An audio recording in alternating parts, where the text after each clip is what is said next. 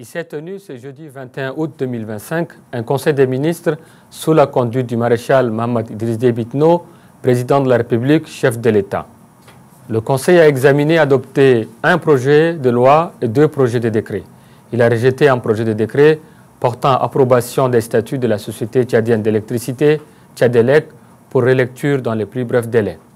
Au titre du ministère de la Santé publique et de la Prévention, le Conseil a examiné et adopté le projet de loi portant ratification de la Convention du Conseil de l'Europe sur la contrefaçon des produits médicaux et les infractions similaires menaçant la santé publique dénommée Convention Médicrime.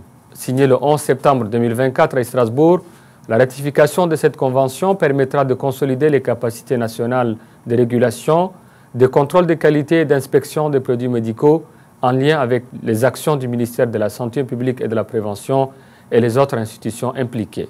Ainsi, notre pays s'engage à renforcer son arsenal juridique contre la criminalité pharmaceutique, s'aligner sur les normes internationales en matière de santé et de sécurité sanitaire, protéger davantage la population contre les faux médicaments et bénéficier d'un cadre de coopération indiciaire, policière et administrative avec les autres États parties de la Convention.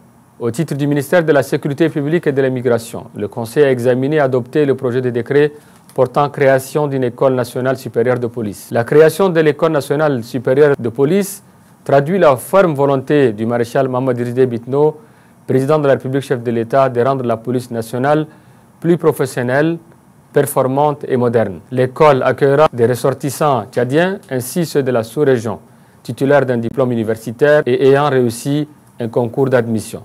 L'École nationale supérieure de police propose des formations initiales, continues, et des perfectionnements et des stages d'imprégnation. Au titre du ministère de l'Aménagement du territoire, de l'urbanisme et de l'habitat, le Conseil a examiné et adopté le projet de décret portant affectation au profit de la Caisse de retraite des militaires CARMI d'un terrain d'une superficie de 5000 m², 6 au quartier Amsinene, section 3, îlot 152 dans la commune du premier arrondissement de la ville de N'Djamena. Cette attribution est motivée par le fait que depuis sa création, le CARMI ne dispose pas de locaux propres.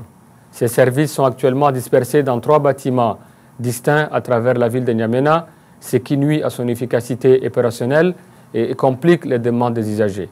Ce terrain lui permettra de construire son propre siège afin d'améliorer les conditions de travail et rendre de meilleures prestations aux pensionnés. Avant de clôturer le Conseil, le maréchal Mohamed Idriss Déby Itno, président de la République, chef de l'État, a appelé les membres du Conseil des ministres au sens des responsabilités en soulignant que le Conseil des ministres ne doit pas être considéré comme une passoire de projets de texte. Il appelle chaque membre du gouvernement à apprécier les textes en âme et conscience pour l'intérêt supérieur de la population tchadienne. Il recommande ainsi que les textes ne soient pas adoptés dans la précipitation.